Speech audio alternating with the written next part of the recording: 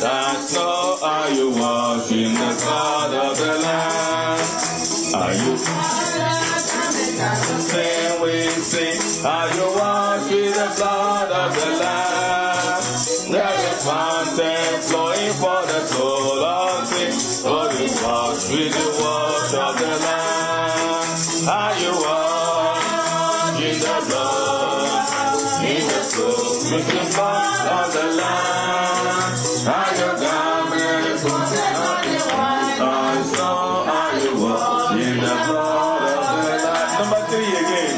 When the bridegroom cometh, will your robes be white? Are you washed in the blood of the Lamb? Will your soul be ready for the mansion bride and be washed in the blood of the Lamb? Amen. Amen. It says, when the bridegroom comes, will your robe, your garment, be white? Are you washed in the blood of the Lamb? Will your soul be ready for the mansion's bride? We are washed in the blood of the Lamb. There is truly going to be a white garment. But only God knows the kind of garment that it will be. It might not be a garment sewn by tailor here on earth.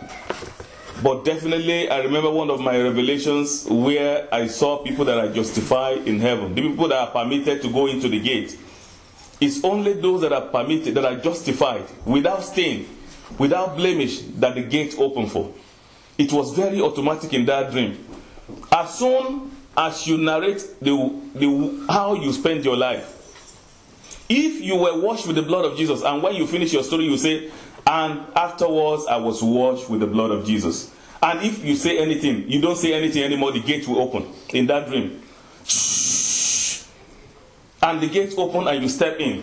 And immediately another person stays there. And another person begins to say, my name is so. I was born in so into a country of so in the world. You mentioned the country where you were born in the world. And my father's name is so, my mother, and you begin to talk everything. In summary, it was very fast. From the day you were born, you grow up to know sin, up till the day you met Christ. Some people, they didn't meet Christ. They will just say, I commit, and they will say everything they committed, and they will immediately they finish their story. Everybody is automatic. Nobody will say, go, stay, move. Immediately they finish their story, you just go like this to the left. And immediately they follow the left, they begin to cry. So initially I didn't know why they were crying until I was close to that place. Immediately they turned to the left, everybody would be wailing. In that dream. So I was watching. And another person passed before me. That woman was a devoted child of God. But they said because of one thing. She said she was washed with the blood of Jesus. After she said that, she said, and afterward, when you say you are washed with the blood of Jesus and you tell another story, that means the blood is no longer covering the new sin you committed. And the woman now followed. She didn't have the white garment. She followed that same place. She started crying. Only one. Only one. Only one. She was crying. Later on, I discovered that the place they were heading to is a thick deep of fire. But the people that said, I wash with the blood of Jesus, you will stay a little bit, and the gate will now open. Then you step in.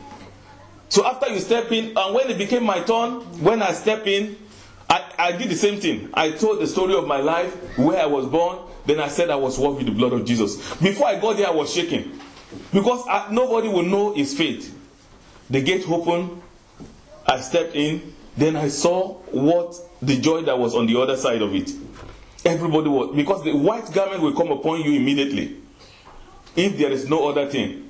Then when the white garment comes, the gate opens, you enter. Then you begin to see the pleasure, the glory of the whole place inside. The joy. Everybody celebrates. It's just like you won a football match. Or you something that you have been struggling for, and at the end of the day, you see the jubilation of people that win cup or a game. You see the way they jubilate, they celebrate. Everybody begin to shake themselves. That's the way it is in heaven. When you make it at the end. When the bridegroom comes, will your garments be white? Are you washed in the blood of the Lamb? Will your soul be ready for the mansion? Because your soul is what is going to heaven. This body is not going to heaven. Is your soul ready? Is your soul that is wearing body ready for the mansion? May the Lord Almighty God help us in the mighty name of Jesus. Amen. The second hymn says, when the roll call up yonder, when the trumpet of the Lord shall sound, the time shall be no more, and the burning flakes and candle bright and fair. When the save of us shall gather on the top, and the rolling call of yonder happy there. When the roll is call of yonder, when the roll is call of yonder, when the roll is call of yonder, when the roll is call of yonder happy there. On the bright and cloudless morning, when the dead in Christ arise, and the glory of his resurrection share. When his chosen ones shall gather to their home beyond the sky, and the roll is call of yonder, I'll be there. When the roll is call of yonder, oh, when the roll is call of yonder, when the roll is call of yonder, when the roll is call of yonder, I'll be there. Let us labor for the Master from the dawn to set his sun. Let us talk of all his wondrous love and care. When all will fly be over and our walk on earth is done, and the roll is call of yonder, how we there. When the roll is call of yonder, oh, when the roll is call of yonder, when the roll is call of yonder, when the roll is call of yonder, I'll be there. Amen. Amen. You know what I was thinking on Friday? I was thinking that if it was rapture that happened that day, that whatever they say he hit the heart, if it was rapture that hit the heart like that happened like that thing, because the scientists said it was so fast that their meteor machine could not capture it. It was very fast and the speed was so strong. They even said it was traveling something kilometers. I don't know what they call it. They have many words for things like that. Yeah, the meteor that took place. No, I'm not. I don't mean meteor. The speed. They calculate the speed by velocity and many other physics. The philosophy of man and scientists. They were saying many things about it up till yesterday night. They said that it was so fast, and the way it was fast, so the meteor machine was not able. The equipment was not able to capture it. And they said they will have to prepare in case of another one. Who can see God on the meteor? The people are so dumb, and they are so dumb-minded. Can you see the work of your God on the meteor? It's not possible. No meteor can capture God. When God want to, and one of the journalists of Al Jazeera said, some people said, amen. One of the journalists of Al Jazeera said something, and my children were laughing. She said it was a man. He said some people said it was Jesus that came. It's a Muslim. He just heard people saying that Jesus is coming. They said maybe Jesus was coming. That was the way it will come. That was just a slight resemblance of the way it will happen that God showed them, and they were not very smart to know that. That's the way it will happen. It just happened, and that was it. And every child of God will be captured. Everybody will be gone within the twinkle of an eye. Very fast. Very fast. Nobody will be able to see it. No meteor, no equipment, no machine will see the appearance and the manifestation of the Son of God with the whole angels and the voice of the archangel, and everybody will be gone within the twinkling of an eye. Anyone that is remained, that is not gone, is in trouble. It's not a cause. It's not a taboo. Anyone after that rapture that remained, that is not gone, is the beginning of the trouble and sorrow. It's now left with that person paying with his own soul, which is not possible. I told us before, I said it is not possible for you to make the second opportunity when you miss the rapture. If now that all what it takes you is just to repent and believe and confess your sin and begin to live a new life, that is all it takes for now. How much more the time that you will not be doing it with punishment? When the people will be, everybody will have the mark 666, and they will say, do not trade, do not buy and sell without the mark. And you know that when you have the mark, it's hellfire immediately. So how are you going to cope with punishment and torture? With hunger, with bitterness, with sorrow, not to force, by all means. No, husband will not know wife again during that period. Wife will not. In fact, people that like to drink in the pub, they will not have time to do that again.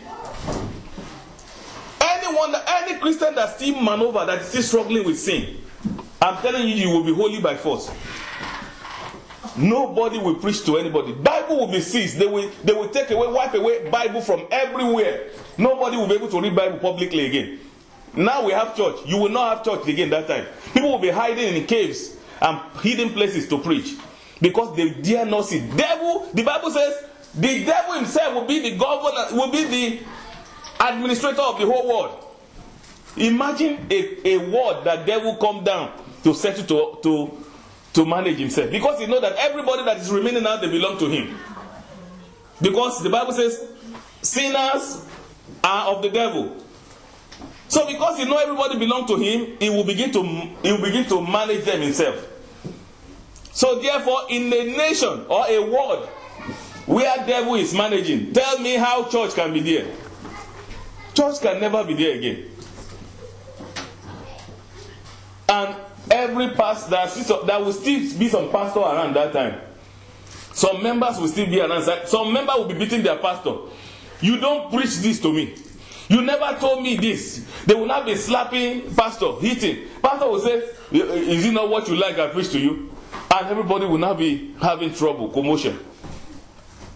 The same way the TV channels were capturing that Matthew Friday stroke, that yesterday. The same way they were talking about the rapture. Everybody will be given a different name. Some people will say, we heard that some people are disappearing. Or they disappear. Because there will not be there will not be plenty people. It's not a cause, it's a reality. It's not going to happen in a way that people will feel it immediately that it was rapture, because there won't be too many people. Now, if you look at the way the world is going and the churches, do you think Christ will meet a lot of people that is ready for rapture? I don't think so. Many people's hearts, many Christians' hearts have been lifted diverted to many things. Success, blessing, victory, healing, money, wealth, achievement, opportunities. Many leaders of the church, preacher of the gospel, they have turned to life coach, life teacher, people that train people to be successful in life, businessmen, instead of doing the work that Jesus Christ has committed us to do. No, I used to say it many times. Jesus came and died on the cross. He did not die for us to be preaching what people are preaching now. He died and sent everybody to preach the sin, his death, the reason of his death, resurrection, and his life, and the work that he's still doing up till now for us in heaven. Up to today that we are seated, the Bible makes us understand that Jesus is still in heaven, seated, interceding for us. God, please, let us send them some few signs. Let us try. Please, God, my Father, please. This is the reason why I died. And that was the reason why that happened on Friday. Maybe some people will be sensitive. Maybe the Christians that know about my coming, they will see the sign and change and begin to change from that Friday. But unfortunately, that will not happen. Just like the days of Noah. I will still talk about the days of Noah. And that message prompts me to our message that we started last week. This is the part 2 of Foundation Christian Life. For the sake of the people that were not here last week, the Lord has instructed to prepare his people for his coming. And these are the church of the last days. And the Lord is raising many soldiers that will preach, many soldiers of the truth that will continue preaching his coming. And he wants people to understand the meaning of salvation. Because in this, especially in this dispensation, in this time, in this period, salvation is not well explained. And therefore people are not understanding salvation. Before you can be saved and make heaven, or have a successful Christian life, you must have a foundation. Unfortunately, I cannot go back to last week's message. But as God leaveth, very soon I'm going to have it on the net, stage by stage, so that if you miss last week, you can follow it up later. Last week we talked about foundation, because the topic is foundation Christian life. Before you can build a Christian life, you need to put it on the foundation. And we talked about foundation last week. So this week we are going to talk about salvation. Because it's upon the foundation we put our salvation. So if the foundation is faulty, it will not be able to withstand the weight of our salvation. So if you miss the part of the foundation, you have missed a lot. Because if the foundation is what? Is corrupted. If the foundation is faulty, what can? In other words, if your foundation of faith is corrupted, what can salvation do for you? Salvation will mean nothing to you. You will not understand if you don't have good foundation. And in this Europe, America, Asia, everywhere nowadays, foundation doesn't have a root anymore. I mean, salvation does not have root anymore. People don't have the foundation where they put their salvation anymore. The foundation of their salvation is polluted. And that's the reason why Christians are found in the pub. Christians are found in parties. Christians are found Friday night or Saturday night or Saturday night. I'm telling you, there are some Christians that are sleeping now because they went to party last night. And some of them are deacons in the churches. Some of them are deaconess in the churches. Some of them are ushers in the churches. Some of them are waiters, whatever you call them in the churches. And they will give to Caesar what belongs to Caesar, and they come back on Sunday morning to give God what belongs to him. There is no difference between Christian and unbeliever anymore. The way unbeliever talks, that's the way Christian talk. The way unbeliever dress, that's the way Christian dress. The way unbeliever react, that's the way Christian react to everything, business and everything. Because of what? There is no good godly foundation upon which they build their salvation. Like I said, we are going to run a water baptism after this series of teaching of Foundation Christian Life.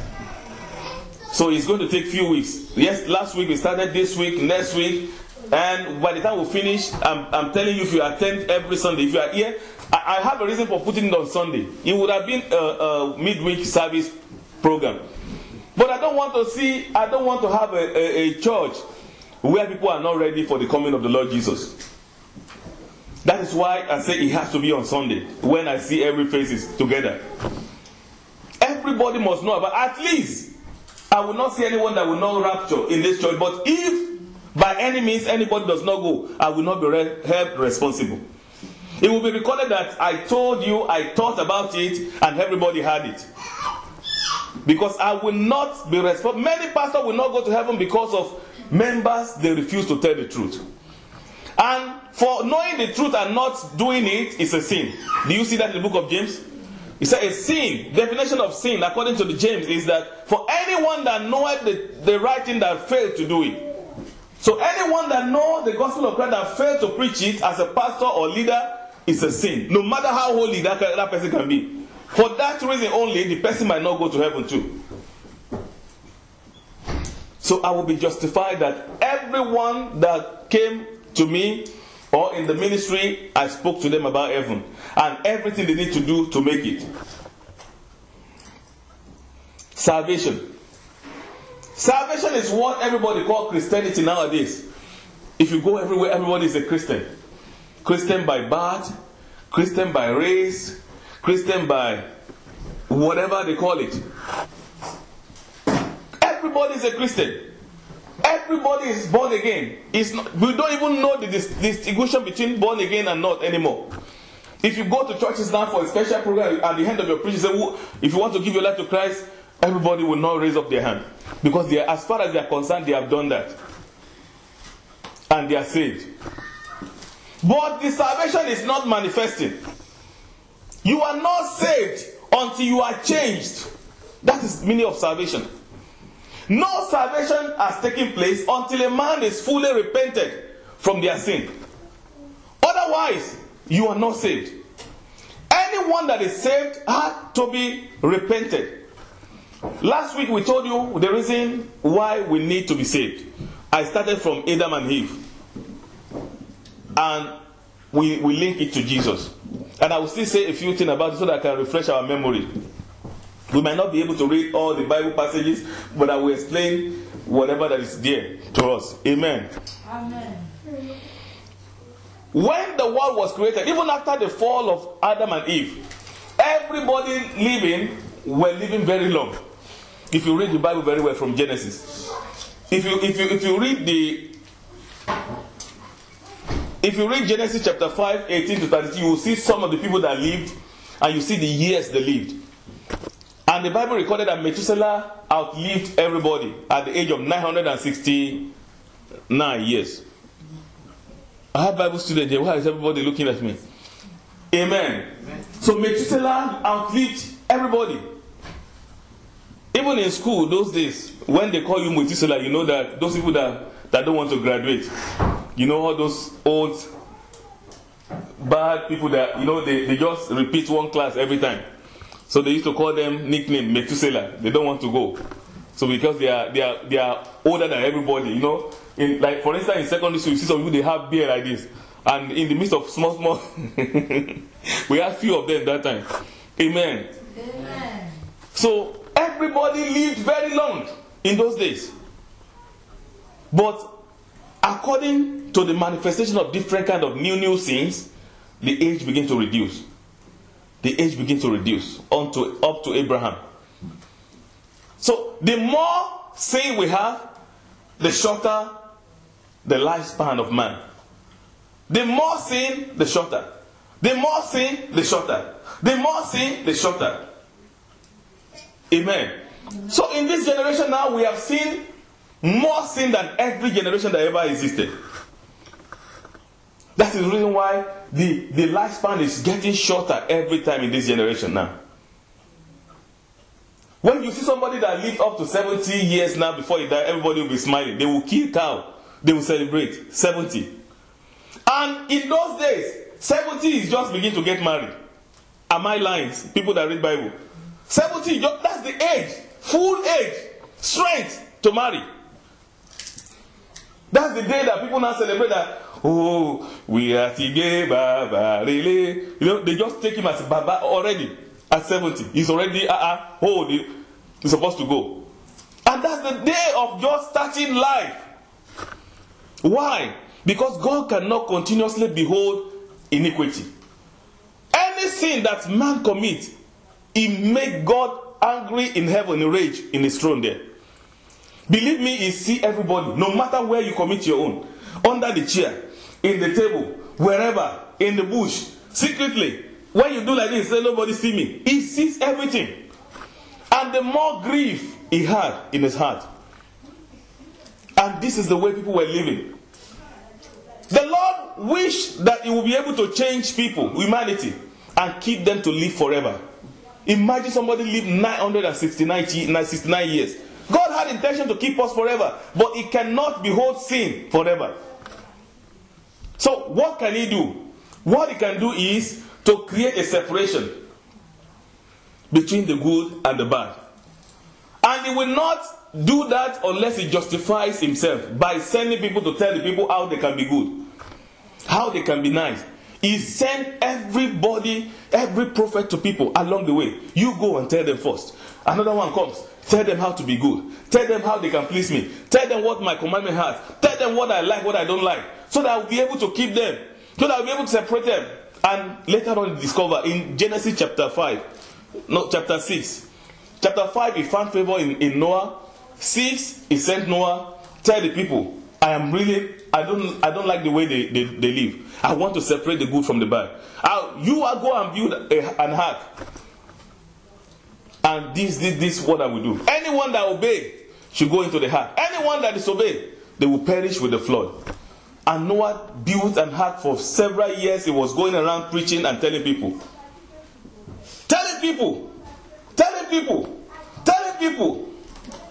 Nobody came to the ark except the person that God gave the job to.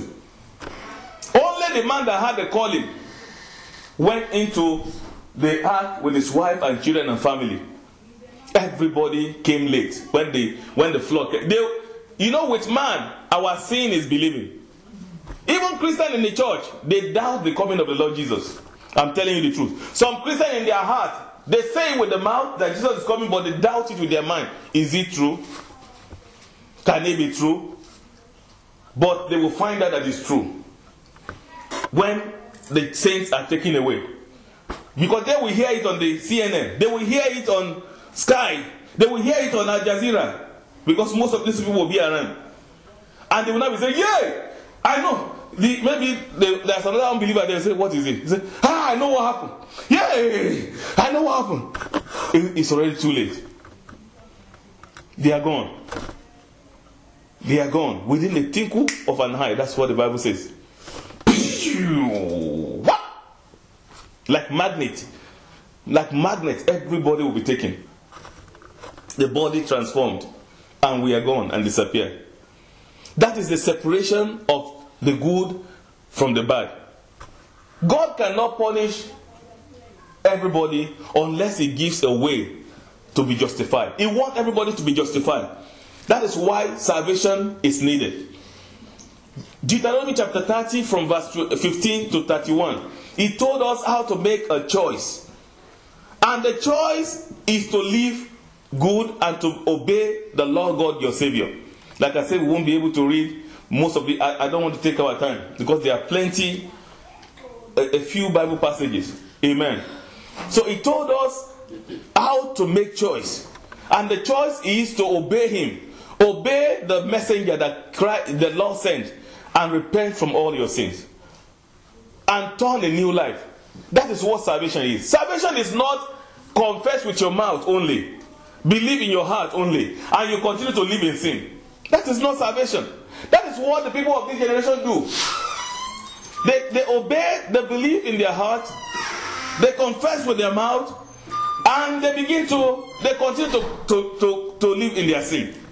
That is not salvation.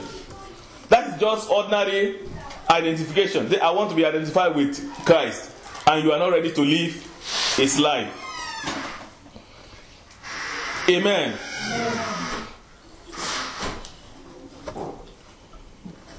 Praise the Lord. Hallelujah. So the Lord, it is not now. It is not this time that God is just writing name in the book of life. Everybody that is born on earth, God had everybody on his list.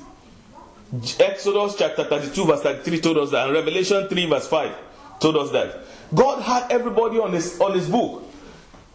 But he said in that Exodus 32-33 that anyone that violates my law, that will not obey my commandment, I will remove his name from my book. Amen. So a lot of people's name has been removed as the time goes on. Many names are removed. But names are still there. God is waiting for you to repent. He's waiting for you to repent. He's waiting whether you will change. He's waiting whether you will obey. Salvation is not tradition. Salvation is not custom. Salvation is not religion. It's different from saying I am identified as a Christian. Christianity is what you practice like religion. You carry your Bible, you go to church, maybe you were born into the house. It is not hereditary. You don't inherit salvation. By the patch, amen. Please, I don't want people to sleep at this time. Please. Because it's very important. I was saying to my wife, I said, anyone that is not under this message straight for the few weeks he will do it, I will not baptize that person. Yeah, and it's not arrogance. Because I don't want to be a partaker to any punishment. I don't want to go to hell because of some action and attitude. Or because I just find myself to be a pastor, I begin to do anything I like. I baptize anybody I see. I ordain anybody as anything I want to ordain them. I pour oil on anybody to become deacon and deaconesses. I will never do such things. This is assignment that God has given, and we must do it the way He wants. Whoever is qualified to be baptized will baptize. The reason why the disciple did it straight away those days, it was very easy to preach to people those days, and it was easy to identify a believer. Once they gave their life to Christ, you could see that on them. They are serious. They are determined. They are ready to follow Christ. We did not see the record of anyone that gave their life to Christ that time that went back, or that were pretending, except the case of Simon the sorcerer. And we saw the reason. Because he was not saved initially. He was just looking for more power to add to his power to become a popular magician around. Combining the power of God with the power of magic. Amen. Amen. So many mistakes have been done by our leaders. That's the reason why we have gospel the way it is today. Choosing people that are not qualified to be pastors. Baptizing people that are not saved. Sending people that are not saved to ministry and ministerial work that took it like a job, a profession. And they begin to teach people rubbish and nonsense, and that is why we have what we have today. Because we are not doing things according to the Spirit. We do things according to the flesh in this generation. We choose people according to the flesh. If somebody gives me money, he helps my ministry, he's a pillar of our ministry, then he become a deacon. If a sister is so powerful, hardworking, and he helps the ministry, sometimes he gives the pastor some envelopes and cash, then she becomes a deaconess. Then if a brother is so hardworking and he knows the Bible quotation very well, is fighting, many Bible quotations is fighting in his head, then I send him out to be a pastor. That is not the way it's supposed to be. We are helping the devil to preach his gospel to destroy the generation and send them to hell. It is God that chooses people, not human. The apostles, they taught us that, isn't it? They were the good examples. Before they chose, who was the person that they chose to replace Judas? Matthias. Before Matthias was chosen, what did they do? They prayed and they fasted. And they said they cast lot, and the Lord fell on Matthias. And before they chose the 7, that would be like the people that we have as deacon now, they did what again? They prayed.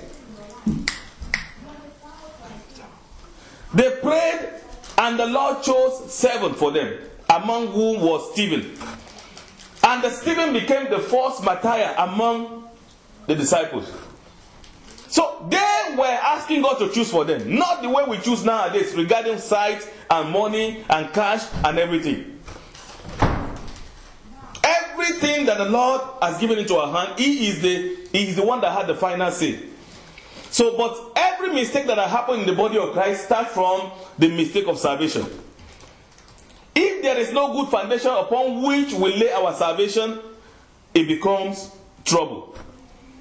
Somebody that does not have good foundation, that is not properly saved, is preaching the gospel around the world. Somebody that is not properly saved will begin to teach other people. What do you want to teach them apart from destruction? That is where the problem is. And that is why we need to sort our foundation. By the time we sort the foundation before you get baptized, if you haven't, you will see the kind of life you begin to live. Foundation Christian life. Foundation Christian life. Moses was called later to deliver the children of Israel from the hand of Pharaoh. in chapter 3 of the book of Exodus. And Moses became a leader by example, leading the people to the promised land. The Lord does not like, our God does not like his children in trouble. The Bible says, the cry of the children of Israel reached unto the Lord. And the Lord was looking for someone to send. And he looked for somebody that had passion towards saving the children of Israel. Somebody that was being planted for that purpose, growing for the purpose, and living for the purpose. And the Lord gave him the assignment. And he became the savior of the children of Israel. That is now where I'm going. But in the book of Numbers, chapter 21, and verse 8, the Bible says, the Lord, when the children of Israel became sinners in the wilderness, the Lord sent serpents to begin to bite them and begin to kill them. But the cry of the people reached the Lord again, and Moses asked for mercy.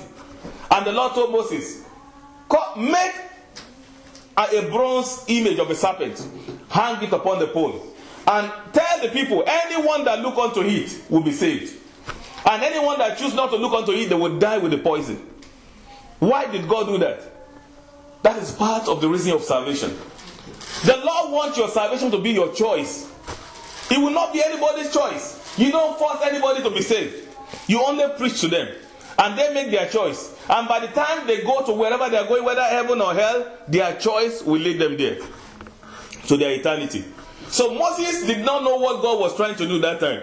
Moses did what the Lord says. He put the snake on the pole. And as soon as they got beaten, some people will just be struggling with the pain of the poison. They will not look up and they will die. While some people believed and obeyed Moses, they will quickly rush and look at the pole and the poison will go and they will be relieved. And the Bible says many of them died. Only a few lived. They survived. And that incident that happened many years ago then, it now resurfaced in the book of John chapter 3. John chapter 3, we will read that place. John 3 from verse 3 to 16. Can somebody first read that read for us? John chapter 3, 3 to 16. John 3. Yes, ma'am.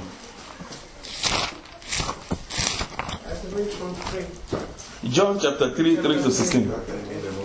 Jesus answered and said to him, Yes. Most assuredly, I say to you, unless one is born again, he cannot see the kingdom of God. 4. Nicodemus said to him, How can a man be born? How can a man be born when he is old? Can he enter a second time into his mother's womb and be born? 5. Jesus answered, Most assuredly, I say to you, unless one is born of water and the Spirit, he cannot enter the kingdom of God. 6. That which is born of the flesh is flesh, and that which is born of the Spirit is spirit.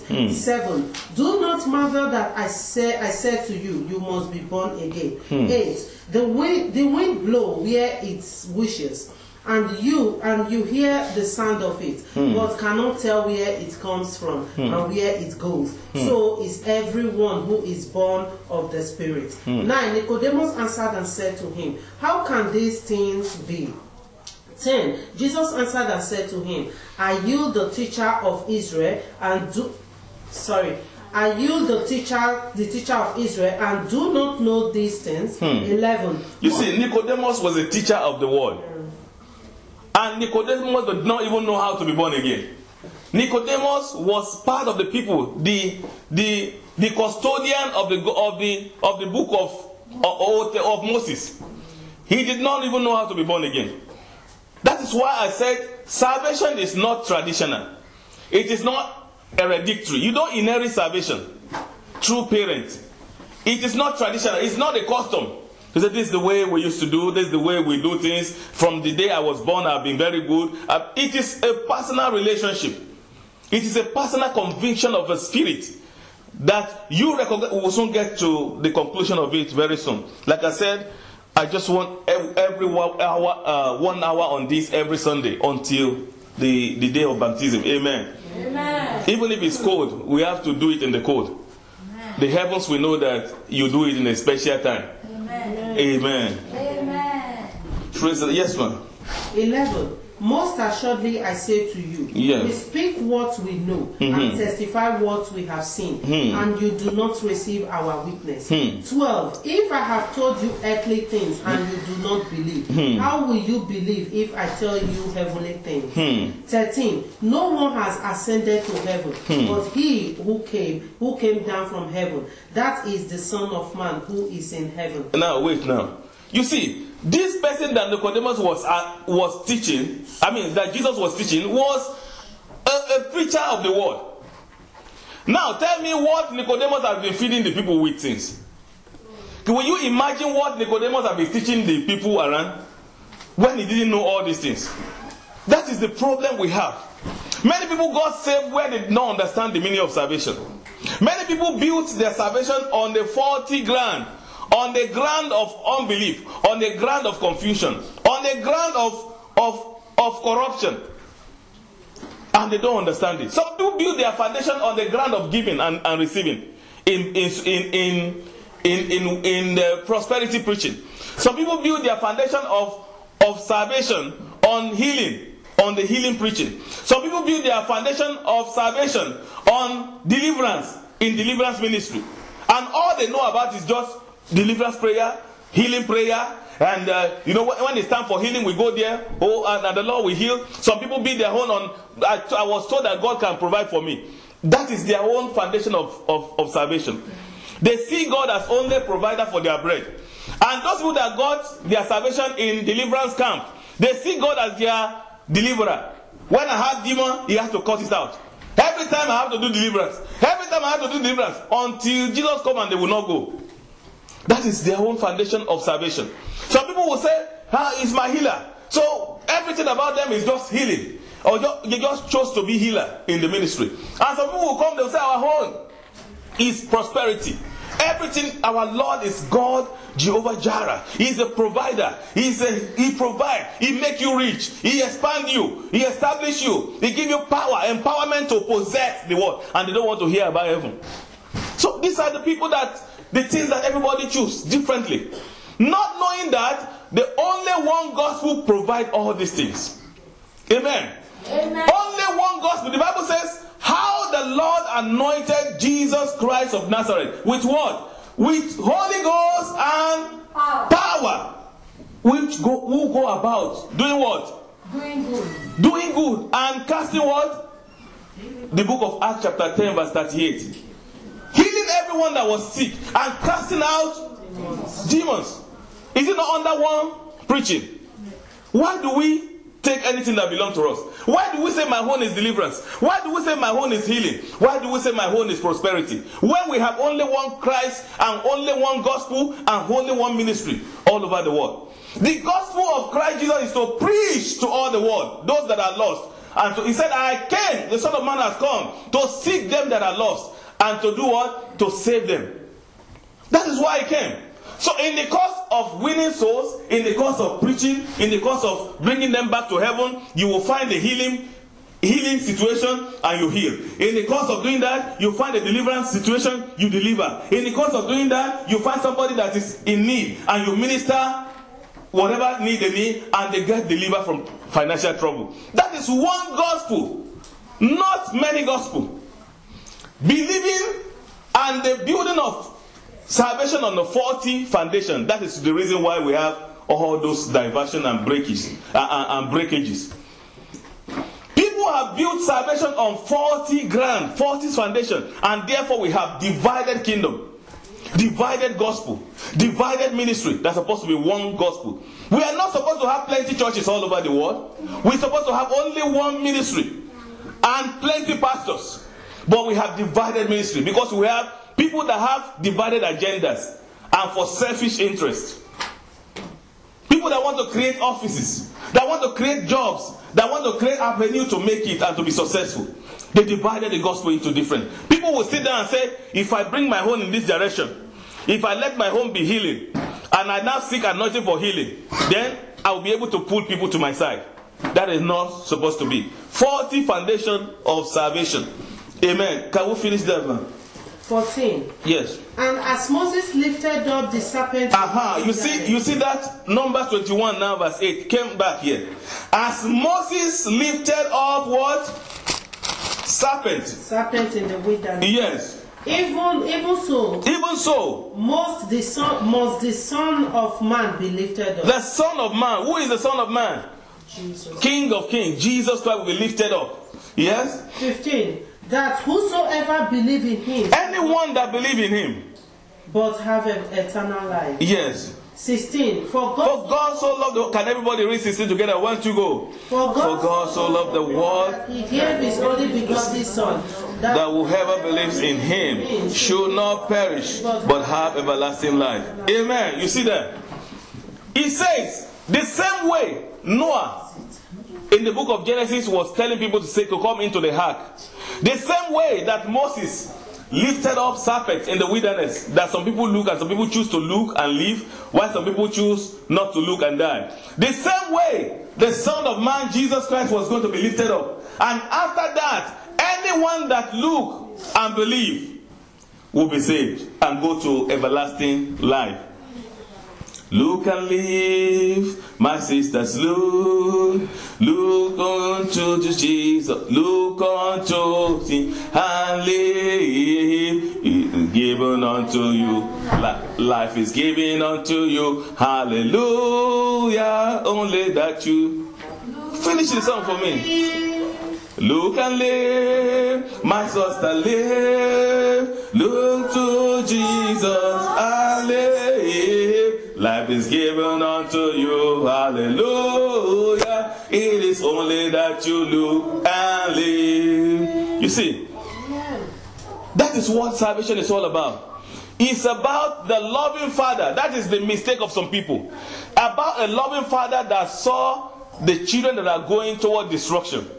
And he wants to save them from this destruction and everlasting perdition. And he sent a son, his only begotten Son, to go and look for them and bring them back to him. The Lord Jesus Christ came, he looked for all the sinners, and he brought them back to the Lord. He sealed up he sealed up this job and this work of salvation with his blood. And the blood became the blood of a new covenant. When the first covenant was given to Moses, what did Moses do? Moses killed what? A ram, an animal, to seal the covenant. But when the second covenant came, the covenant of what? The covenant of forgiveness of sin. The covenant of redemption. Because the Bible says in the book of Romans chapter 5 verse 14, it said, through one man sin came to be, but through one man also salvation and forgiveness of sin came. Righteousness came to be. Amen. Amen. The Lord sent his only begotten Son. He went to the cross, shed his blood after he had spread the messages and let the people know the reason why the Lord wanted them to be saved. He told them that many prophets that the Lord sent before him, they came, they tried, but they did not succeed because they were preaching moral. They were preaching character. They were preaching and showing people how they can change from the way they live. Many prophets prophesied the coming of the Lord Jesus. Isaiah prophesied him. Hosea prophesied him. Micah prophesied him. They talk about the Lord is coming. The Lord is sending his only begotten Son. Because he is the only one that can do the job. Let me tell you what will happen if the Lord did not allow the blood of Jesus to be shed. Devil and his demons and his agents, they will not agree with they will not. Amen. Amen. Please, I don't want distractions, please. God bless you, man. Amen. The Lord did not want a situation where devil will stand up and say it is partial. How can you forgive man that sin? Do you know how many sins devil committed in heaven? Lucifer. Because we call him devil here. It's Lucifer his name. How many sins did he commit?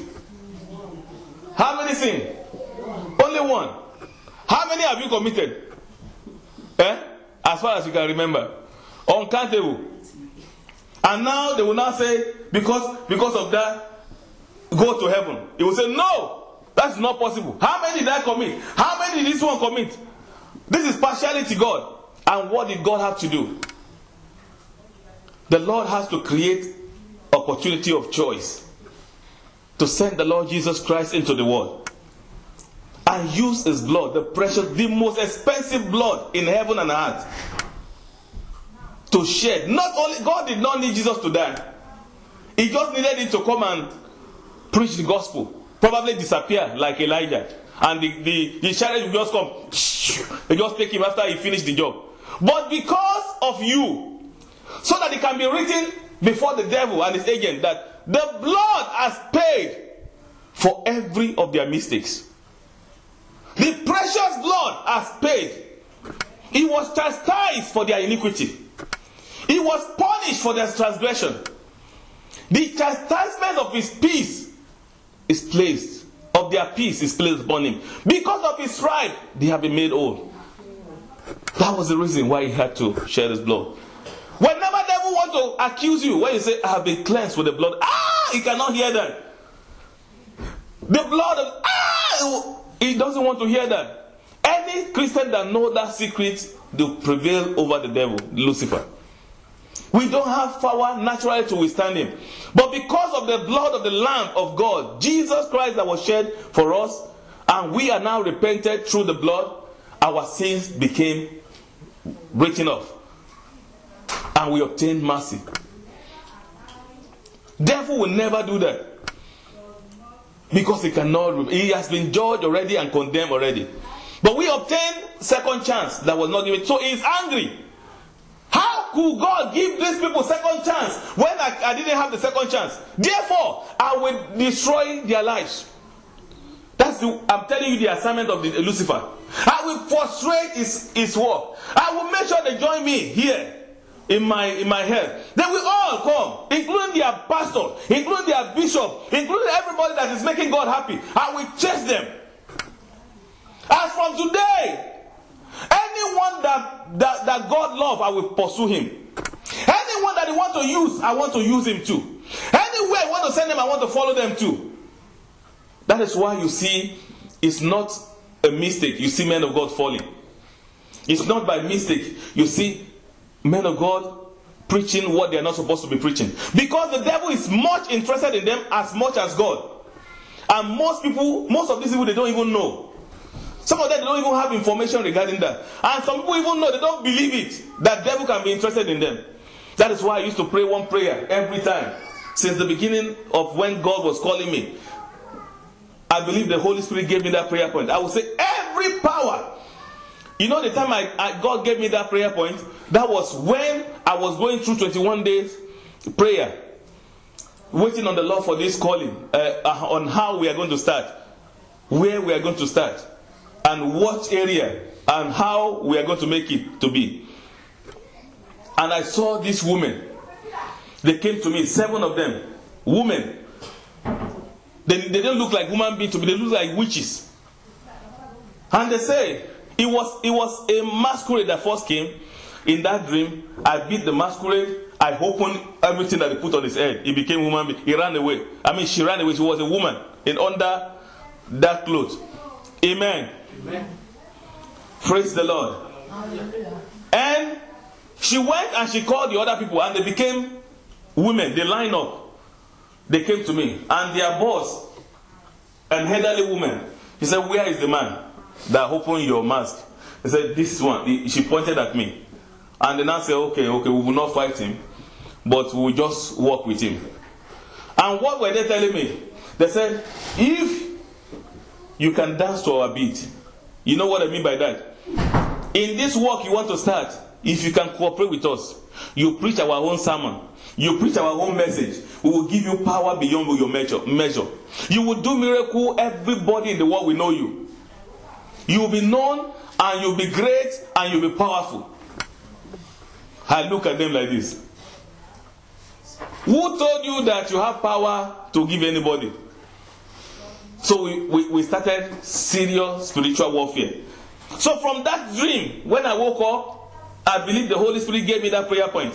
Any power, I got angry when I started up. Any power calling me for satanic assignment, power that want to redirect my calling, power that want to hijack my ministry, power that want me to be working for them, indirectly, I command you to catch fire.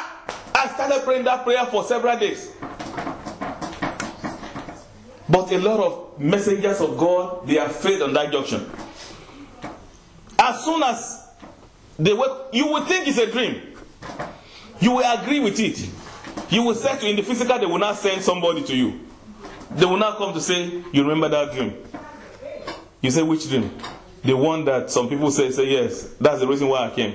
It was not dream. So I just want to give you, they asked me to give you this ring. Or this handkerchief. It's nothing. He has no charm or nothing. We just want to. They might even, when they know that you are a very stubborn pastor, they might even pretend like I remember there was somebody that called himself a prophet. He called me, he said, I'm praying for you, for your ministry and everything. So I want to send something to you by DHL. That was during the course of preparation of the ministry. I said, what? Are you not a pastor or a prophet? He said, no, we're just praying for you on the mountain there in Lagos. That's the way they operate, I'm telling you. He said, when we post it to you, I said, what is that thing? He said, no, it's just a minor thing. Just send 35,000 naira. I said, what is that thing? He said, it's a cloth, just a white cloth. You just sleep with it. That's all. Every night you'll be sleeping with it. I said, my God, are you from God or from the devil? How can a man from God sending clothes to another man from God to sleep with? White clothes. You see, these are what many men of God are falling into. Ignorantly. Some of them will go to the mountains to go and pray. Some people will come like angels. They say, my brother, me, I was just minding my business here, praying. I came to see, and I'm a prophet or prophetess. The Lord sent me to you.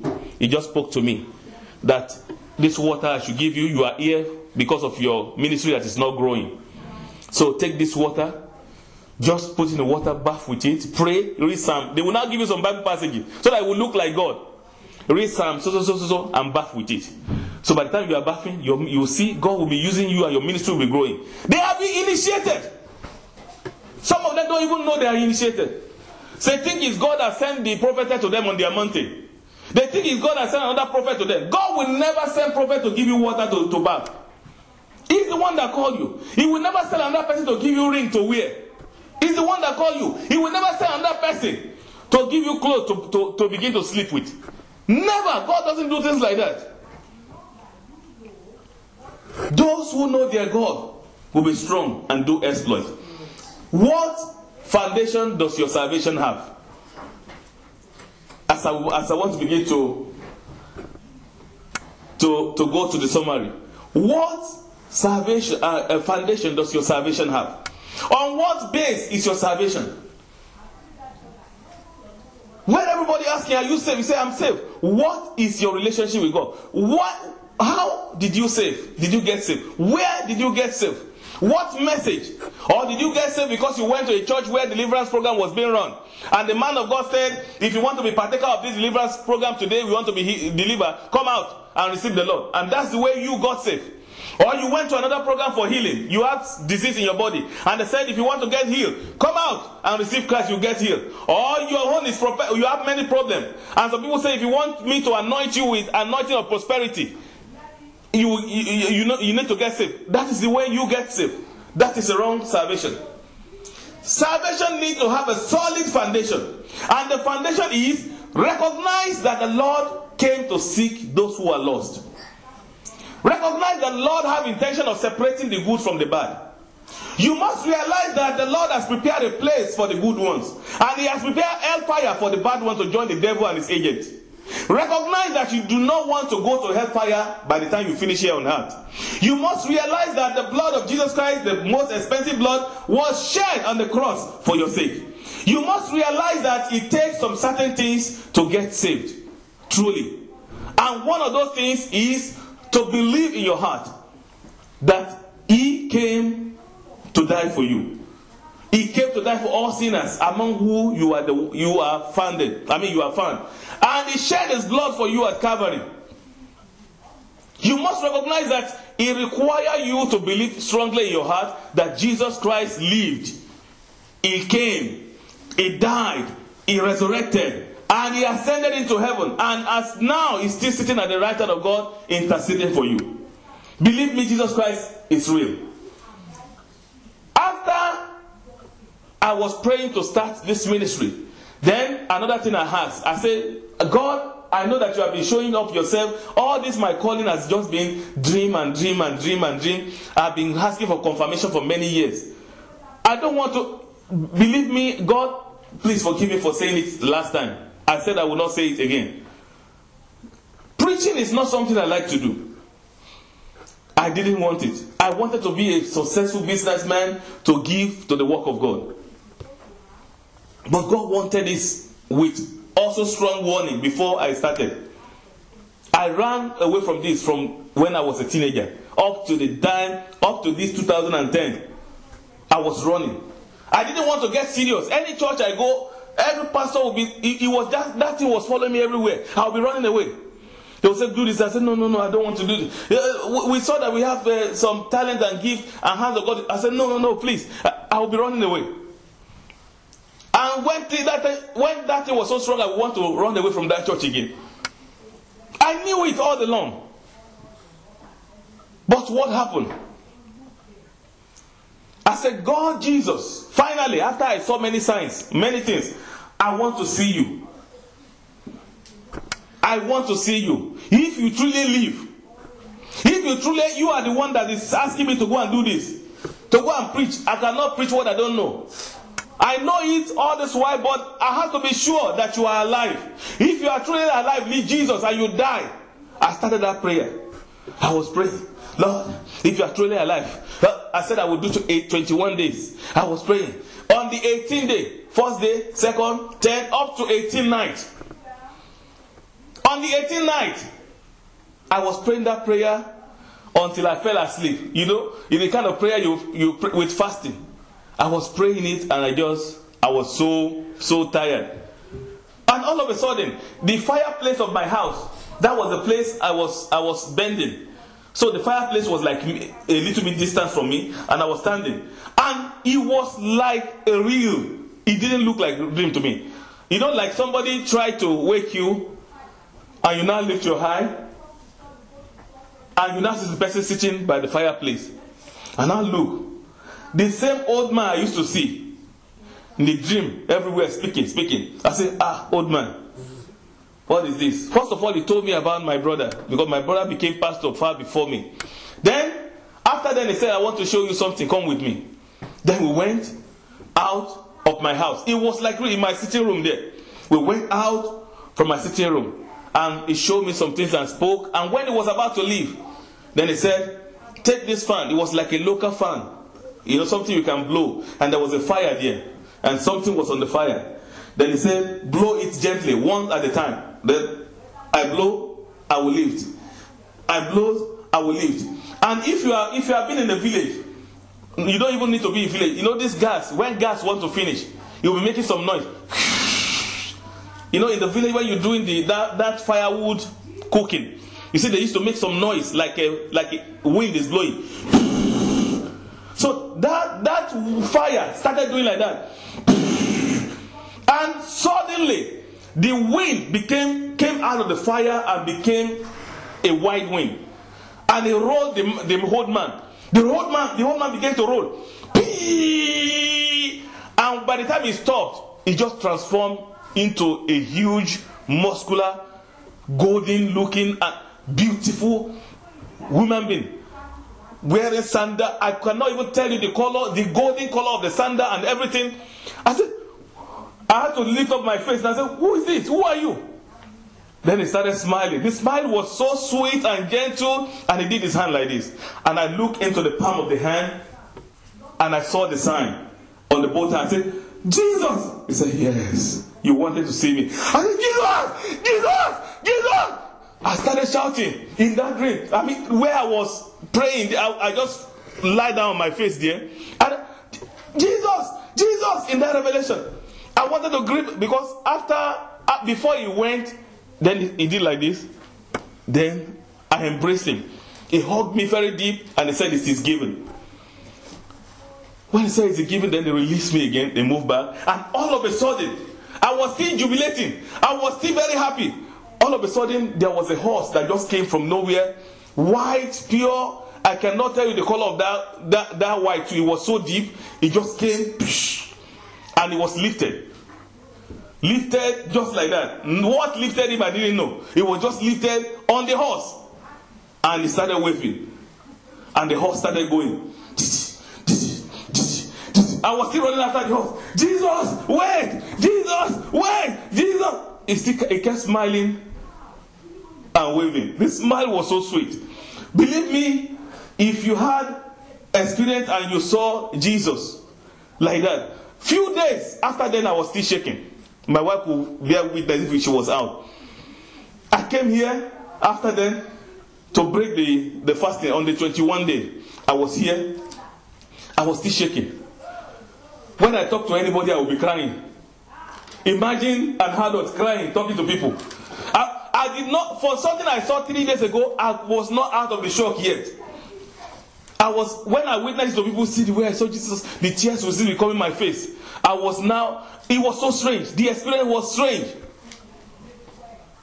And the Lord started manifesting from them. So the Lord is real. Jesus is real. That's why I told you that story. Don't ever be among the people that say, is it just a fairy tale? Is there really any heaven? Is there really any... God is real. If you doubt it, you too go into 7 days or 21 days. God, I want to know whether you are real. God, I want to know whether there is heaven. You pray it seriously the way I did it. It will go and show you heaven and show you hell. You will now come back to choose which one you like there. He does not in that prayer. He answers any prayer you pray to him. Pray 21 days, seriousness. Ask him to show you heaven and hell. He will come and take you and show you the heaven. He will show you when you come back, you will come and tell me that God is real. But you cannot go to him except you have a solid foundation of your salvation.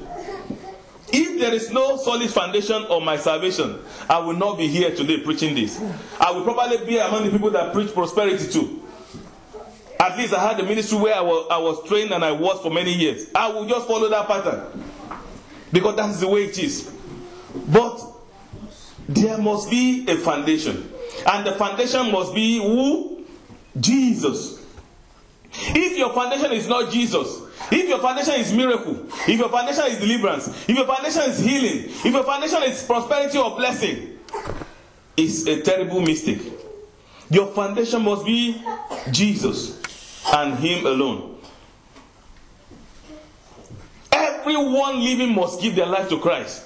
You must believe. That's the way to give your life to Christ. Believe him, confess him, and repent from your sin. That's what they call salvation.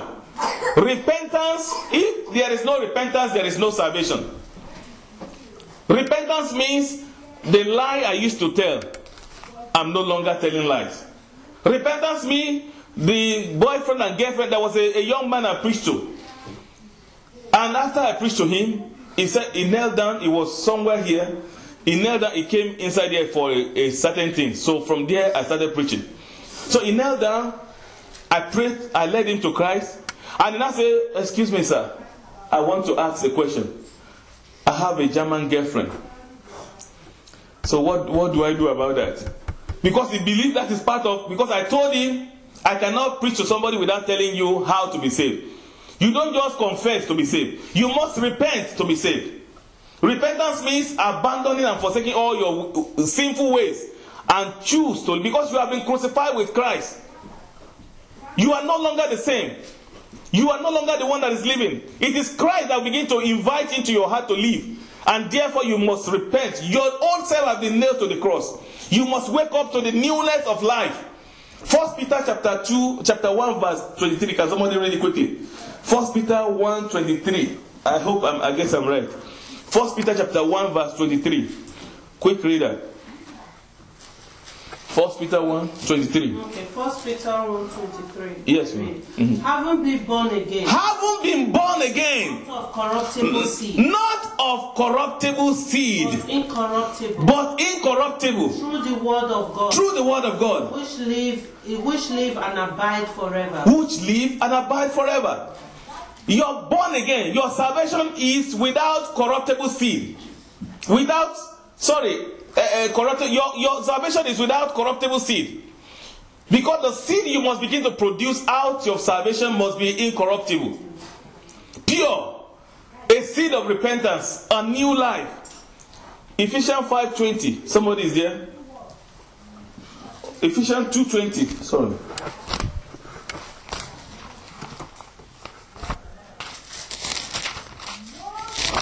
Ephesians 2:20. Yeah. I read. Having been built on the foundation of the apostles and prophets, Jesus Christ himself being the chief cornerstone. Being the chief cornerstone. You see that? Having been built upon what? Upon what? Foundation of the apostles. Foundation of the apostle, of which Jesus Christ is what? The cornerstone. That is our salvation. It's the foundation of the message of the apostle and disciples. Because that is only where Jesus Christ is the chief cornerstone. Every other foundation is polluted. Every other ministry, every other thing you preach is not from Christ. The message of the apostle and disciples, they are the only one that Jesus has ordained and authorized. Every doctrine, everything, everybody that's telling you, say, yes, okay, you can just confess with your mouth. That's the way they do it now. My brother, you want to give your life to Christ? After they have talked rubbish for 2 hours, anyone that wants to give their life to Christ, repeat after me. Lord Jesus, I believe you today as Lord and Savior. My people, if you have said that prayer with me, you are saved. If Christ Lord appear now, you are going to heaven. It's a lie. They are the messenger of destruction. Anyone that preached, that said to you in 1 minute, after preaching 2 hours for rubbish, and said that to you 1 minute, is a liar. You don't go to heaven because you just confess. You go to heaven because you repent from your sin. If you confess that, and you live continually in sin, you don't go to any heaven. If Jesus appear, you will not go. So what they fail to tell you there is that if you confess, Lord, believe and confess, Romans 10, 9 and 10, then you repent. Because your conversion has no meaning. Your belief has no meaning if you are not repenting. They're supposed to have to you to say you must now repent from all your sins. Confess all your sins and repent from all of them. That's the only way you go to heaven. That's the only way you can have that foundation that the apostles brought, that has the Lord Jesus as the chief cornerstone. Amen. Amen. Anyone that has that kind of salvation, is easy to know them wherever they go. After the Lord Jesus Christ went away, in the book of Acts of Apostles chapter 4, can we open it? Acts 4:13. Another person, Acts 11:26. Acts 4:13, Acts 11:26. Acts chapter 4 verse 13. Yes. Now when they saw the boldness of Peter and John. When they saw the boldness of Peter and John. And perceived that they were unlearned. You see, people that didn't go to any school. And ignorant men, they marveled. What was the profession of Peter and John before they met Jesus? Fishermen. They were stark illiterate. And they now saw the way they spoke with dignity, eloquence, wisdom. And what did they say? They perceive what? They perceive that they were unlearned and ignorant men. They marveled. And they took knowledge of them that they have been with Jesus. You see, so from the way they spoke, they know that these people have definitely been with Jesus. Has anybody identified the way you live and talk as being with Jesus lately? Has anybody identified Christ in your speech, in your character, in your behavior lately? There is a man, he went to a village. He took the message of Christ to a village. He looked for somebody to give him a room in that village. They gave him a room. For a few weeks, he did not preach to anybody. He went to save the village. He did not preach. He was just... And this is not a poor person. He's a pastor in city. He sent somebody to the village and the person was conquered. So he decided to go himself. They rendered the person paralyzed. So they brought the brother to the hospital in town. So he went himself. When he got there, for a few weeks he did not preach. He went with money and everything. He was just doing good. He was just doing good. He was just doing good. Everybody began to talk about him. That stranger, that new man in our village, very good man, very nice person, very good character, very well cultured, very well mannered, very good man, humble. They were talking about good things. Everybody will gather in every place they talk about this man. Everybody gather everywhere they talk about this man, his goodness. So when he now discovered that the image of God in him has spread all over the place, then it became easy to preach. When they now asked him, who are you? How did you get this kind of good character? We like to be like you. You are very nice. And I said, it is not me. I'm no longer the one that liveth, but Christ that lives in me. This is why he now began to speak. You can only live like this if you have Christ in you. Then it was easy for the people to give their life to that Christ. But in our own time, in our own case, you must be born again. What do you think? You think it's easy for anything to... You must give your life to Christ. They will say, just like my sister said in the Sunday school today, he said, you didn't go to speak to the person. He said, I don't want to go again. The sister is really oppressed. It's really making me angry. I preach. just like my wife. He said something, it's very funny. And another sister said another thing. When we went for evangelism, the sister is not in our midst now. She said, Pastor, I'm just tired. These people are just preach. I talk with all my strength. They didn't give their life to Christ. So. You know, we use force to preach Christ. We use power to preach Christ. But the apostle used good image, good word, good testimony. They were living testimony of Christ. They shared the testimony. People confronted them with the testimony of the life they live. And they were able to tell them who changed their life. I remember one day, somebody was speaking to me. And I was still in our church then. And that was before this ministry. Somebody was speaking to me because of I was having a shipping business that time. And the person was speaking and pushing me. I would just go back. He pushed me. He was very angry. And he spat into my face. Really spitting. He just like, Pwah! Into my face. I wiped it away. I just moved back. I said, may God bless you. He said, don't talk God to me. I just moved back. Do you know when the man left? One woman said, which church do you go? I said, what do you mean by which church do you go? And I said, my church. Then I mentioned, I'm not. What did I say? I'm not ashamed to mention that church. I said, Mountain of Fire. He said, do you know some people came to join that church because of only testimony about somebody's life? We didn't preach. Some people that went to that place through us, we did not preach to them. And when we were leaving, we didn't ask them to say, come with us, we are leaving. We don't even have time to tell some of them to say we have any. Some people don't even. Do you know somebody in this place just knew 2 Sundays away that we had a ministry? Because that is not my kind of life to begin to tell people, say, we start something, come. I'm not a businessman.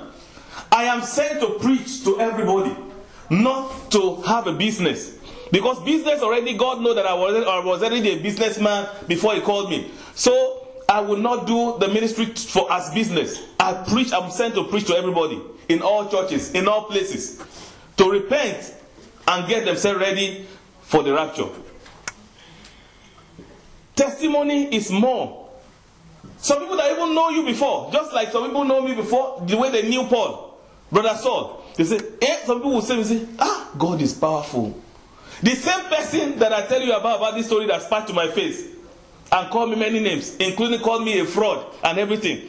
So about 3 weeks ago or 2 weeks ago, the person saw me in my children's school. I parked to go and pick my children, and I told him, I said, you want to go out so that I can move the car? He said, good afternoon, Pastor. I said, good afternoon, sir. I look back again and say, he called me Pastor. Glory be to the name of the Lord. Hallelujah. Including with humility. The same person that time. You see how God does things. When I wanted to answer this call, I told God I choose another city. I don't want Galway. I was telling the God the reason why I don't want Galway. I have business here. I employ some people here. I had trouble with their wages and all that. God not here. And the Lord did not even answer that prayer. Say, this is the place, not another city. Because He is the Lord that called people and changed their life history. He removed everything.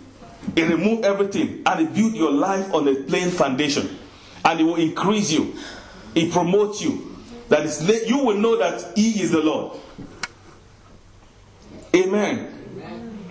Foundation of salvation. Next week we are going to talk about renewal of our mind and spiritual growth. As I'm rounding up on this week, what is the foundation of your salvation? If you don't know it, it can disturb everything you do. You will see some people in churches that will be complaining. They don't love me here. They are not this. Everything they just complain. They move from church to church. They go from one place. The bottom line is that they are not saved yet. You will see some people, they struggle with tithe and offering. I don't preach about it. Glory be to God. Some people have been here for some time. It's not my preaching. Struggle with offering, struggle with tithe and everything is not a preaching. Because anyone that is saved will know the right thing to do. If you are saved, you know the right thing to do. You don't fight with it. You don't struggle with it. Every saved person that has basis on their foundation, on the strong foundation of the apostles and Christ, they know the kind of life they live. You will see children of God having dreams and jump out of their dreams and say, in the middle of the night they begin to look for who to call and talk to. What is the foundation of your salvation? People that are saved, they have power, they have strength. Not with fear they will jump up. They can discuss their dream. I'm not saying we cannot discuss, but not with fear, because they have been built with the word of God, not with prayer. If you have prayer, you know all the prayer book on off-air. You don't know the word of God. That person is vulnerable. Word of God is incantation that makes prayer efficient. The word of God is a prayer, is the incantation. Every incantation. I mean, every medicine. If you've been to all those people before it works, they will tell you incantation. If this before it becomes powerful. So that is what we're supposed to teach our people. They must be strong. They must be founded upon the foundation of the word of God. Many people have been in the church for 8 years, 7 years. They cannot recite 10 memory verses. They don't even know what they are doing. They don't even know where they will go with their lives. They don't even understand whether they will go to heaven or not. They don't even know whether they are saved or not. All they know is that they have raised up their hands sometime at some point in one crusade and another one. So that for that reason they are saved. I have discussed with many people, both on the phone and physical. A woman I was speaking to on the phone one day, I say, "Are you saved?" She said, "Yes." "How do you know you are saved?" Say, "I went to a program in somewhere and they call everybody that I want to be saved. So that's the place." I said, "Since that time, what has your life been?" He said, she doesn't even know what to say. So which means she's not saved. It does not matter where and what date you raise up your hand. But what matters is, are you repented? That is what people are not telling people. You must repent before you know that you are saved. If you are not repented, you are not saved yet. You are still being introduced to salvation and you are struggling with it. You are still trying to make up your mind. But the day you made up your mind is the day you say, enough is enough. With tears, "God have mercy on me. Father, save me. I am tired of this life. I cannot continue like this. Save me by the power of your blood. Give me the grace to follow you." Without deceiving anybody. Without eye service. Many Christians that I say they are saved, we are saved in front of people. We comport ourselves. We talk well when we see people. We speak the Bible. "Oh, hallelujah, my brother. God bless you. God bless you. You know, to the Lord be the glory. The last time, when you get in the midst of your friend that don't know Christ, you become another person. You begin to dance their music, and you speak their language too there. When you get to the Christian, you speak their language. When you get to the other side, you speak their language. That is not salvation. Your salvation is what people will identify you with. The Bible says when they saw the people, Paul and Peter and the rest of them, Acts 4:13, they discovered that they have been with Jesus. They noticed the way they spoke. The last one, 11:26, before we close. Acts 11:26. Acts 11:26, I read. And when he had found him, he brought him to Antioch. So it was that for a whole year they assembled with the church and taught a great many people. And the disciples were first called Christian in Antioch. The disciples were first called what? Christian in Antioch. So those are the people that are saved are the one they call Christian. But nowadays we call everybody Christian. How do they call them Christian? Because they saw Christ in them. The meaning of Christian is that the people that behave like Christ. Those are the people that are called Christian. Not the kind of Sunday school teacher they will begin to hold in the marketplace fighting. They say, my sister, please forgive. Please forgive for the sake of God. Say, no. If not because I'm born again. I should have shown, when I was real patient, when my name was called patient in those days, I would design a face. Now I'm saved. That's why I just give a small one. That is not the way it's supposed to be. A saved person is still fighting. You will see some Christians, they will beg everybody to go and beg them. The other time somebody told me that a pastor fighting, having misunderstanding with the wife, and some people went to go and beg. I said, are you sure a pastor? Say yes. To beg the wife, misunderstanding with the wife, and they went to go and beg. Say yes. I said no, I don't think so. Any child of God that somebody offend you for many days and people are now coming in group by group to beg you. Say no. If my father resurrects, I will not believe this. I will not accept. She has done terrible thing. Don't you know? Or maybe he or she. That is not Christian. They have disappointed God on the throne. They have disappointed him on the throne. Any act that we do, that we will not be able to preach to those people again in the future. We disorganize the whole place. Later on, they will not say, let's go for evangelism. They say, I don't want to pass there. They say, why, sister? No, it's personal issue. I don't want to discuss it, but I just don't want to pass in front of that house.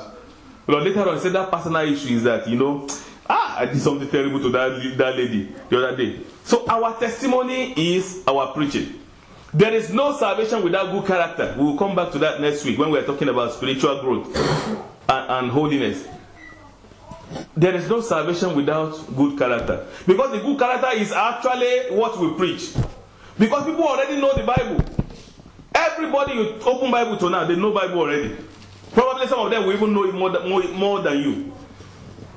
During our course of evangelism, one day I met somebody that was actually preaching the Bible more than me. Some people know Bible more than you.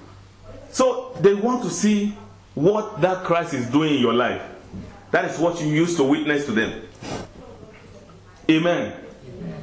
If you don't work on our life and we say we have Christ, we might not be able to save one soul for 1 year. Because they want testimony that say, I met one sister. That sister must be angel. It's only angel that can behave like that. I met one brother. It's only one angel that can act like that.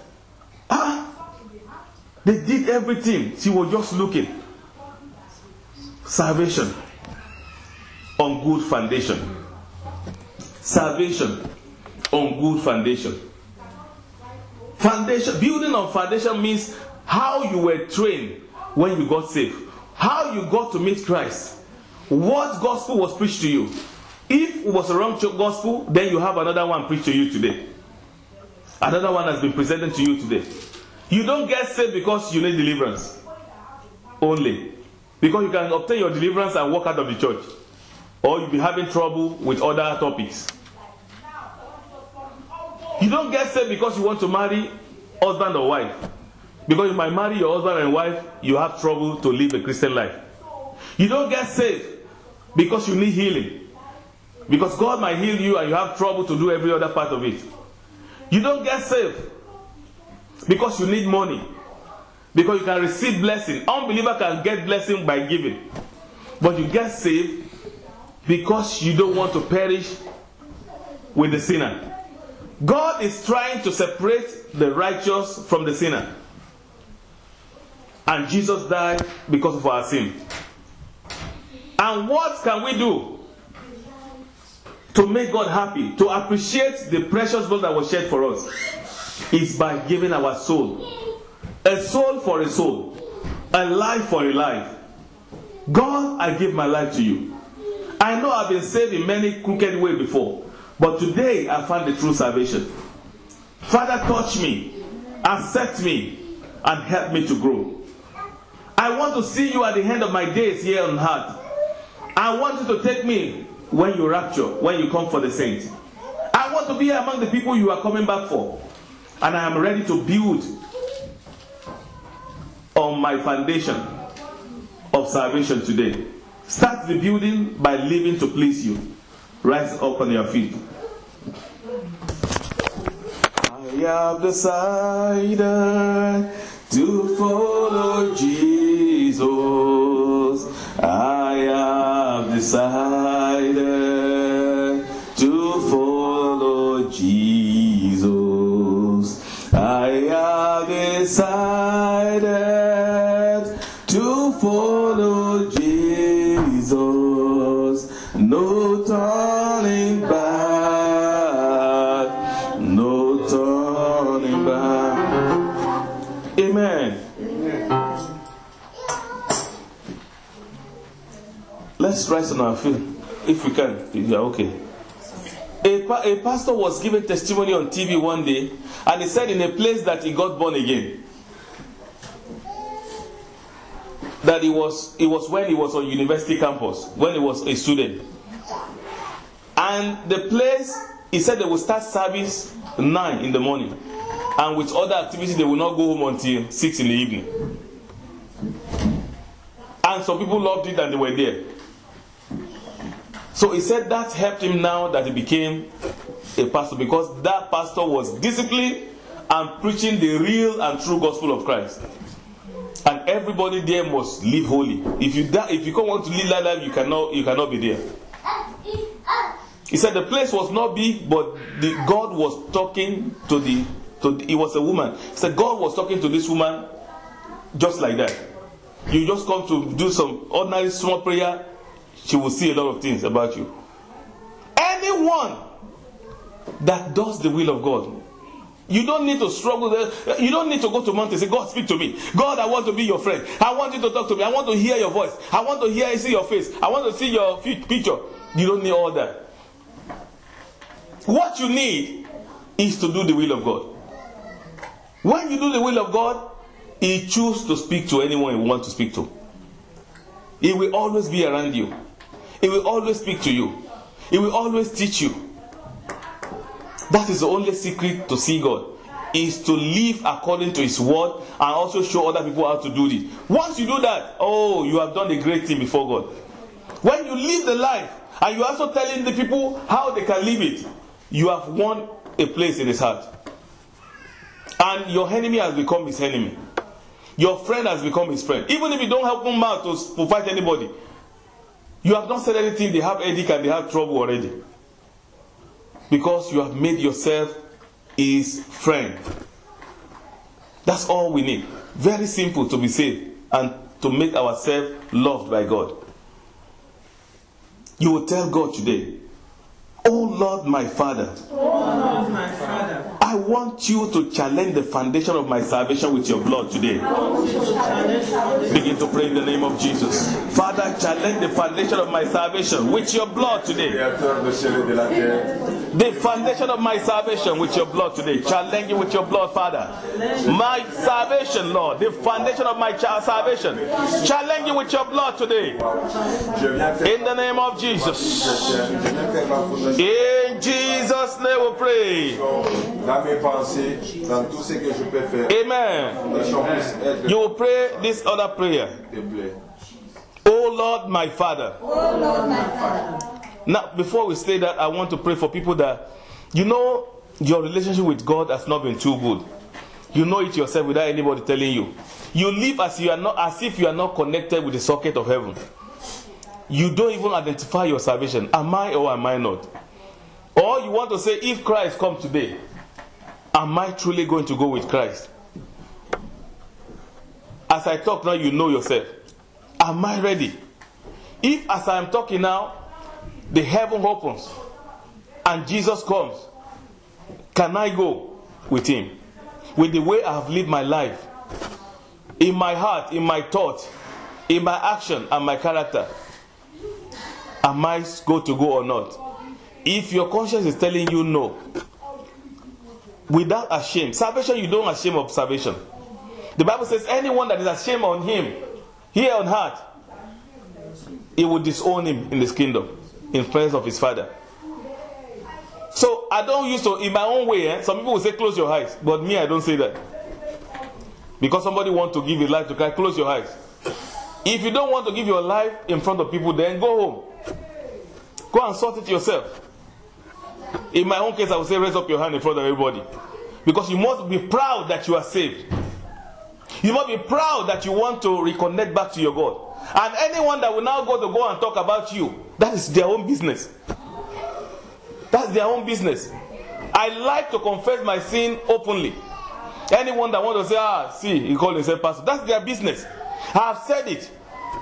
And it's up to them to talk about whatever they want to talk about. All I know is that I want to go to heaven. The reason why I fight against sin anyway is that I don't want to commit any sin that I have to confess to everybody. Because if I do it secretly, I have to come here before I hold any microphone. I have to send, I'm sorry, look at what I did. And for that reason, you will guide yourself from any sin. Raise up your hand if you want to reconnect back to God. God, I am not happy with the way I'm living my life. I know if you come today, I might not go with you. Lord, have mercy on me. Begin to say that prayer as you lift up your hand. Begin to pray to him. Have mercy on me, Lord. Have mercy on me, Lord. Elohim, le créateur de toutes choses, Dieu le Tout-Puissant, El Shaddai. Seigneur, je me rapproche auprès de toi, devant tout ce que tu as créé, devant ton amour le plus profond, mon Dieu, mon roi. Tu as donné de ce qui est précieux sur ta parole, c'est nous donner ton Fils unique Jésus-Christ. Afin que quiconque croit en lui ait la vie. Begin to pray, begin to pray. Cette parole, mon Dieu, ask him to forgive you. auprès de toi, In any way that you have sinned, ask him to cleanse you. afin que je puisse obtenir, Seigneur, Lift up your hands towards la him. vie, Seigneur, n'est qu'en Let him know that you really recognize that you are not been doing what he wants you to do, and let him know that you are not ashamed of the salvation of Christ. The Bible says we are not ashamed of the salvation. C'est mon sang. Voilà, Seigneur Jésus-Christ. En souvenir de cela, en alliance de cela, je m'approche encore une fois auprès de toi pour trouver la vie. Father, have mercy on us, Lord. In the name of Jesus. In the name of Jesus. In the name of Jesus. In Jesus' name we pray. Amen. Je t'en supplie, le Créateur. Je t'en supplie, le Tout-Puissant, mon Dieu, mon roi. Blood of Jesus, cleanse me from all my faults today, and let every record of my sin be erased completely. In the name of Jesus. Begin to pray in the name of Jesus. Lord of Jesus, forgive me all my sins today. Let every record of my sin be erased with the blood of Jesus. Wash away every record of my sin. Purify me, Lord. Wash me with the blood of of Jesus. Purify me, Father, in the name of Jesus. Father, before everyone today, Lord, I confess you as my God and my Savior. And I declare you as my Father.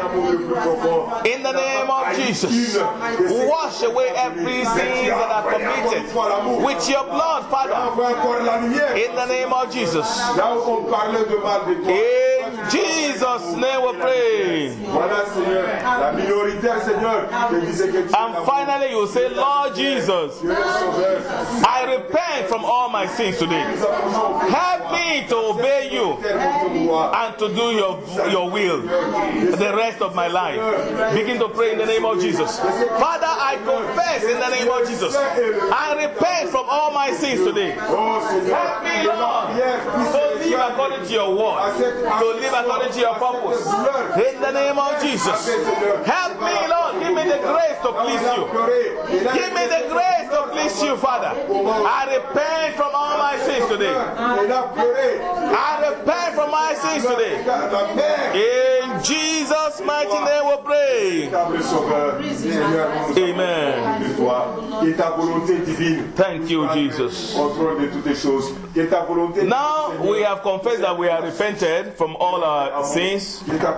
Let us not just say it in mere word, let us take it in action. You know, when I decided to repent from my sins that time, I decided to look at that sin I commit. What can I do to get out of this? Because you don't just confess I repent, you must put in action. How can I get out of this? Then you begin to work on it saying, I must not. And you make that sin a subject of your prayer. God, I must not tell lie again. God, you must take away the spirit of lie. God, you must destroy the root of lie. God, you must uproot the root of lie. In any form, in any way. There are some people, you know, I remember that time my wife said, I repent from buying things, buying things, jewelries and clothes. She now turned to buying the children one. She repent from buying for herself. She now go into buying for the children. I said, my God, what kind of thing is this? You said repent from one, this is still buying, it's still under buying. Amen. So when we repent, we have to repent. You don't just repent and part in another form. Amen.